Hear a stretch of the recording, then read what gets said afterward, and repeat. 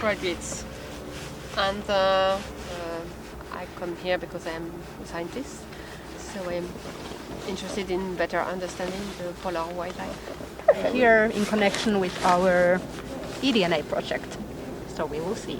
Boat. There are many ways to get answers, so please ask your questions. So it's called a CTD. Does anyone know what those letters stand for? It's in the ocean, so the photosynthetic pigments in the microscopic creatures, and gives us an estimate of how much photosynthetic life there is in the sea. So some of our plankton have these chloroplasts, and this is a way of getting a rough estimate. And then we are going to lower this device down off the side of the opposite side of the boat, and we're just going to let it free fall down. And maybe, can I have you two be my CTD masters? And then we want to see that this number does something a little bit deeper. Yeah. Perfect. So now it's started sampling, and you can let it go. Release. So by having it free fall, we're getting a very even distribution of fishing for data. Are you good? Yeah. You looking very scientific? All of science in the oceans is just putting stuff in and taking it out again. Carl was invented. That's how you got your masters, is it? Yeah. That's promising. How far down can we see it? Quite far. ETD, you have done exemplary.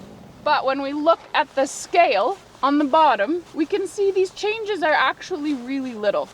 So it's an important lesson that, you know, scientists like to remind people that if you're looking at data and it looks really interesting, look at the scale. Look at the scale and see it. And what we're interested in the diversity in this case, like what species we have here. Because there is very few sampling going around, and particularly plankton sampling, we work mostly with jellyfish and with the gelatinous zooplankton. And by collecting this just water sample with this DNA, in theory, we can then sequence the water, extract all the DNA and sequence it and get a list of different DNA sequences and find out what's in there. Although this is a small and cute one that only takes 5 liters of water, and that's because we're doing it manually here, so someone will have to pull it up again. So it's, yes, and it shuts. And we can take it down to, let's say, I can take that one actually here. Do you want a clip to attach that line to the boat? No, I'm ready to swim. Okay. There is a lot of extra rope, so we're not Swimming for science. I do ice swimming, so it's okay. Oh, impressive. But are you finished?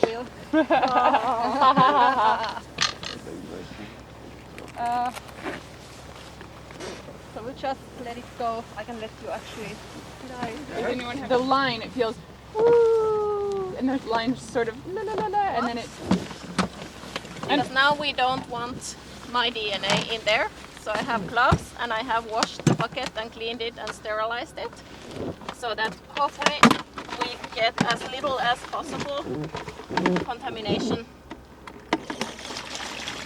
So we wash the buckets with bleach before coming to get rid of all the DNA in them.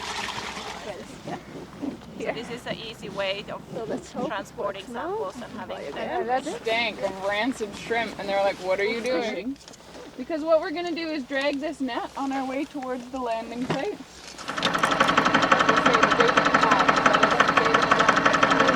And then they said you can have 75, and we were happy. Yeah, they're pretty good. So I'm doing this just to make sure that all of the stuff from the net sinks down into the bottle. And I'm gonna open it. There's gonna be a splash. It's usually quite photogenic for our photographer friends. Are you ready?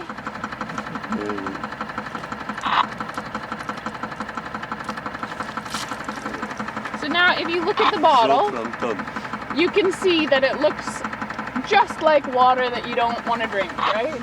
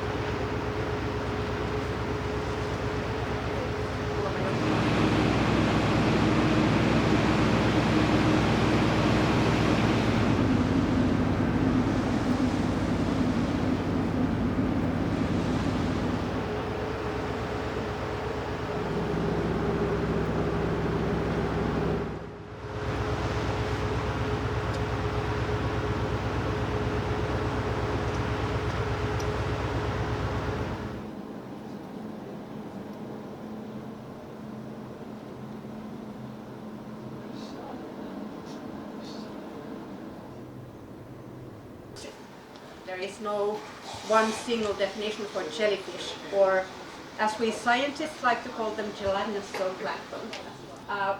First of all, they are planktonic.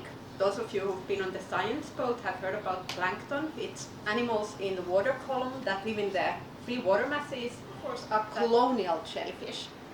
So this, even though it looks like a single individual, it's actually a colony, a highly specialized colony of very specialized individuals, especially of the jellyfish in the south. So are there alternative ways that we could look at the jellyfish diversity? And they're also losing DNA all the time. So they are shedding, I don't know, scales or releasing mucus or losing cells. And all of this DNA is in the water column. Because what we get out from this when we sequence it, it's a list of 650 base pair long sequences of A's, C's, G's, and T's. So what we have the opportunity to hear is to, because of the really nice sort of cruise program of HF expeditions, they go all around the North Atlantic and even further.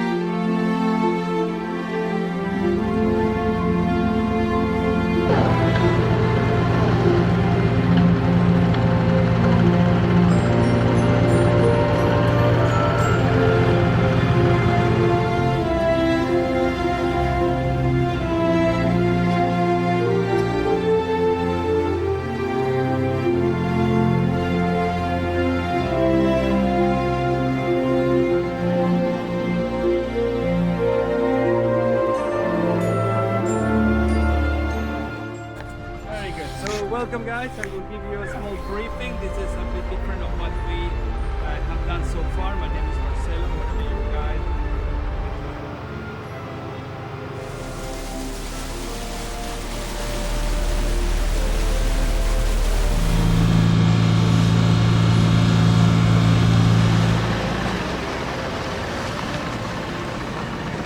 The Inuit, they had name for everything here. Unfortunately, nowadays, those names are being recorded digitally as well. Because then eventually, as the glaciers retreated and they lost surface and mass and territory, Genau, da hat die Kajak abgeleitet.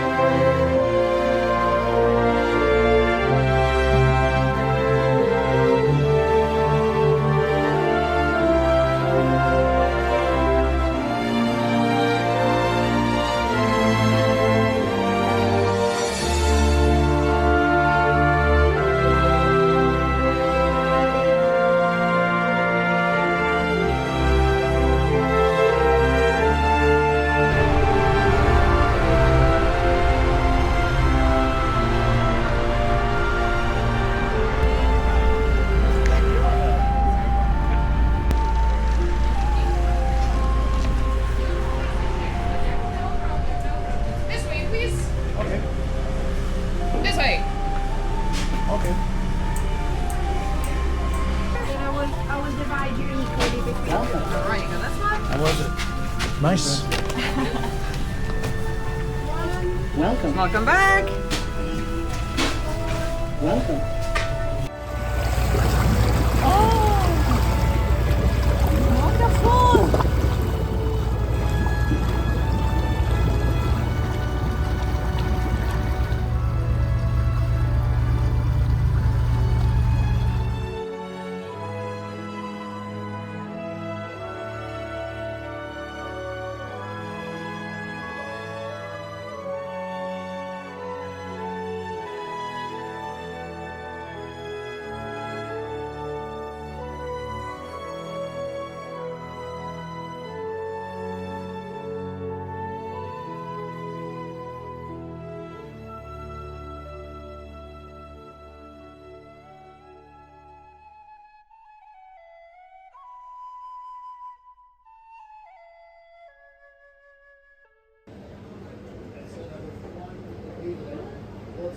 You're going to have 5 dishes, 5 courses.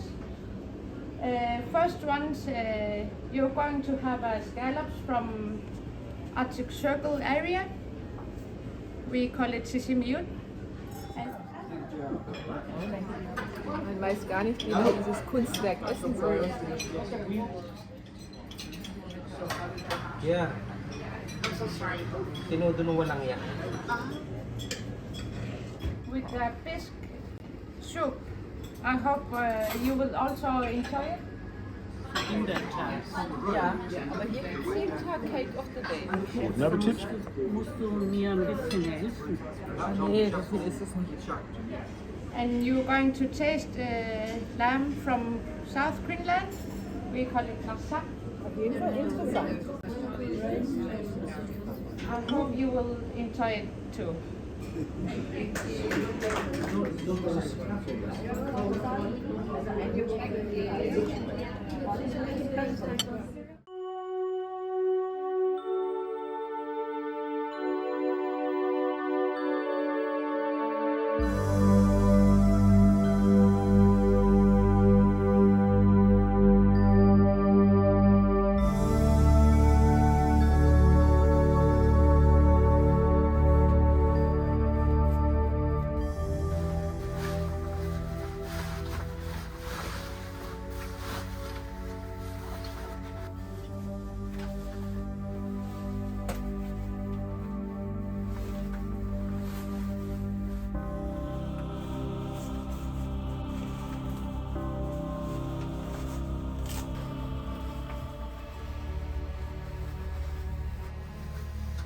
Yay, chaka.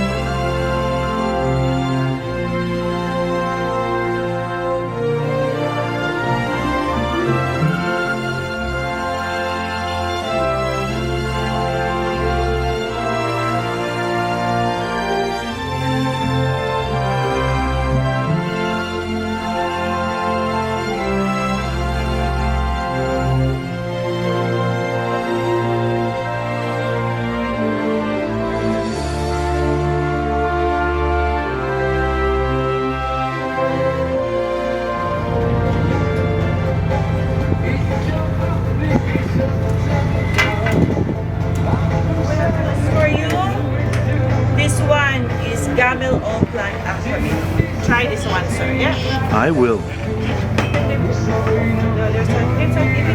Sorry? We can start eating. More minutes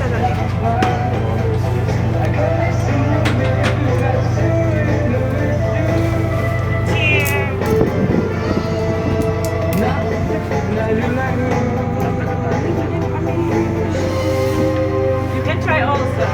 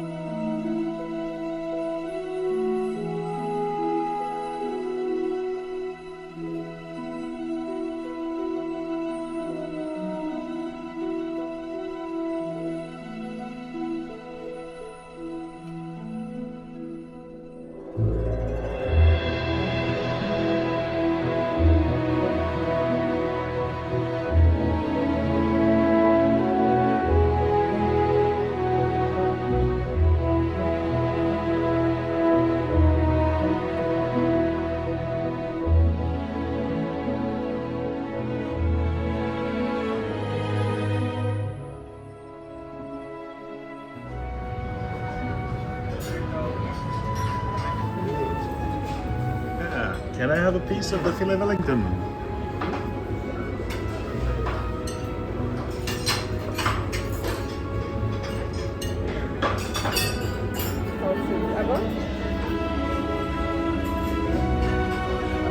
Doch, hat Spaß gemacht. Dann ist es ja einfach so. Muss ja in meinen Status.